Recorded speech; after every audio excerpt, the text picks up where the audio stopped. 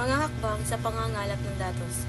Unang hakbang, paghahanda at pagpaplano, pumili ng tiyak na paksa para sa pag-aaral o pananaliksik. Ang mga manaliksik ay inaatasan ng kanilang leader na mangalap ng datos mula sa iba't ibang pagkatiwalaang website mula sa internet at suriin at pag-aralan ang nakalap na datos upang makabuo ng mga konklusyon at mungkahi at mga nahanap na tagapayo ang mga manaliksik mula sa taong eksperto o may kaalaman sa naturang paksa.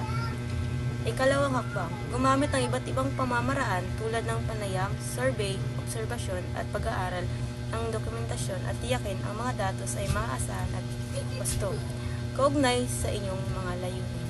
Ikatlong hakbang, gumawa ang mga mananaliksik ng talanungan na gagamitin sa interview na sasagutan ng mga piling respondente sa ika-11 baitang Strand. Ika-4 na hakbang, matapos makalap ng mga datos, ito ay kolektahin at suriin ng mga mananaliksik para bigyan ng kabubuang interpretasyon.